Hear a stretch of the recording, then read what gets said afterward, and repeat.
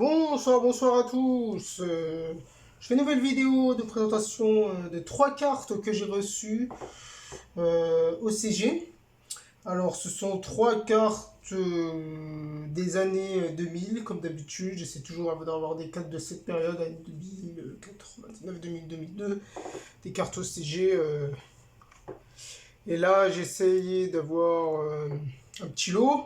Donc, normalement, il y a 3 cartes. Donc, pour ça, il y a 3 lots. Et normalement, dans ces 3 lots, on m'a aussi visiblement offert des cartes, comme d'habitude. C'est intéressant. Mais les Japonais, visiblement, ils aiment bien offrir des cartes coréennes. Bon, pourquoi pas, hein? Je ne dis pas non. Ça augmentera toujours ma collection de cartes coréennes. C'est pas des cartes que j'achète souvent. J'ouvre des fois quelques boîtes de cartes coréennes, des displays surtout, mais bon, après, faut voir l'intérêt derrière, quoi. Alors, il est probable que je vous ouvre une boîte coréenne un jour, là, quand je ne saurai pas. Je vous indiquerai le moment venu, ce que ce sera. Alors, cette fois-ci, alors la carte que je vais vous présenter, la première, est une carte du Premium Pack 05 P305. Alors, voyons voir quand elle est sortie celle-ci. Alors, pour être honnête, je crois que je commence à en avoir pas mal de cette carte. Elle est sortie que 2 fois au Japon. Je crois que pour le moment, j'ai que cette carte en P305. Donc, c'est la carte Sagenjin, carte monstre normale avec puissance d'attaque de 2750-2500. Elle est en super rare et elle se trouve aussi en super parallèle rare. Donc pour le moment, je l'ai qu'en super rare. Et je n'ai pas encore réussi à l'avoir en super parallèle rare. Alors, est-ce que je vais réussir à l'ouvrir sans l'abîmer? Alors moi, ce que je vais faire, c'est que comme je commence à en avoir plusieurs des Sagenjin, je vais essayer de voir pour me séparer de certains Sagenjin, ceux qui sont en plus mauvais état, pour tout simplement en avoir un en super parallèle rare. Donc on verra bien comment je vais faire. Alors j'ai juste récupéré un booster.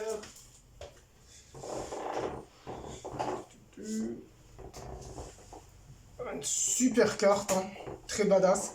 D'ailleurs, ce qui m'intéresse aussi d'avoir des lots comme ça de cartes CG, c'est que si j'en ai plusieurs, je vais pouvoir les comparer aussi et voir s'il y en a certaines qui sont ou pas des authentiques. Parce que moi j'ai pour principe d'être sûr à 100% qu'une carte est authentique que après l'avoir ouvert du booster. Bon, je vous avoue que ça c'est forcément des cartes qui sont un petit peu difficiles à ouvrir, des boosters, hein, qui sortent plus, et les boosters valent hyper cher aujourd'hui. Donc je ne peux les avoir qu'à l'unité. Donc on verra bien, on verra bien. Ce serait marrant de comparer plusieurs Sagenjin et pour voir si certaines ont des défauts ou des choses un peu bizarres. Alors j'ai cette idée tout simplement parce que je connais un petit youtubeur japonais qui fait ça. Ce sera pas chic, j'aime bien l'idée qu'il a de comparer certaines cartes parce que c'est vrai que certaines cartes qui sont en japonais sont très très très bien reproduites. Et il est très difficile de savoir une carte si elle est vraie ou pas sans en avoir déjà des vraies. Tout simplement en comparant celle-ci. Bon, bonne nouvelle avec cette Sagenjin, c'est que je crois que c'est la carte que j'ai qui est en plus meilleur état. Elle n'a aucune éraflure devant, aucune éraflure derrière. Ça me plaît ça. Ça pourrait être celle que je garde. Parce que moi, mon objectif, c'est de garder celles qui ont moins d'éraflures, celles qui sont en plus meilleur état en clair mint, et après me séparer des autres.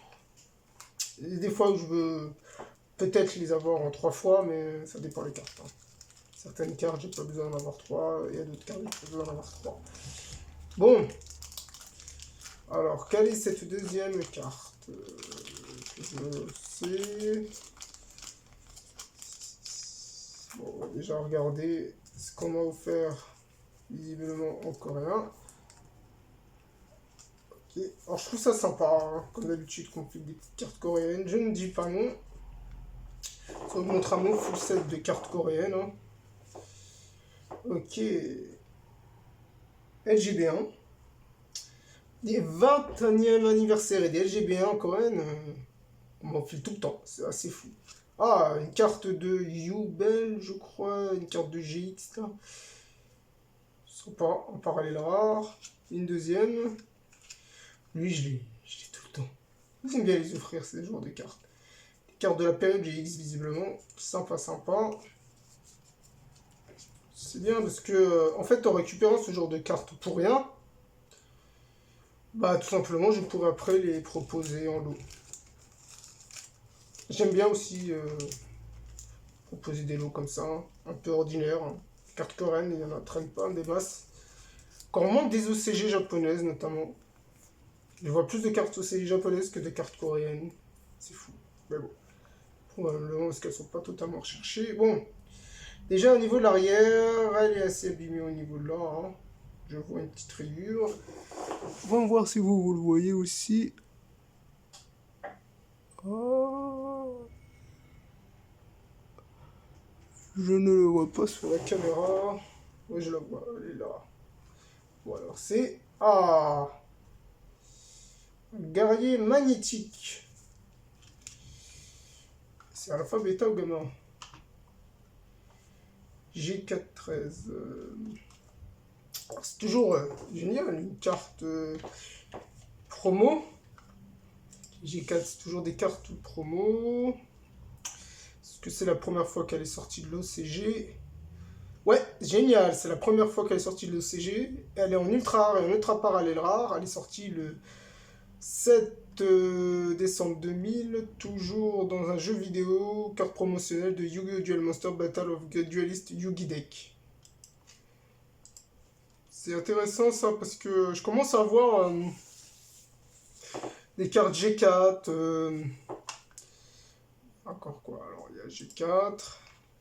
Ouais, les cartes G4, je commence à en avoir une certaine. Et à force, j'arriverai peut-être à avoir le full set des cartes G4.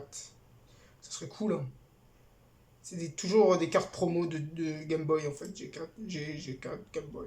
Ça serait cool. Donc, sympa comme carte, hein, nostalgique aussi, hein, une carte de Yugi. Alors à l'arrière, elle est un petit peu rayée.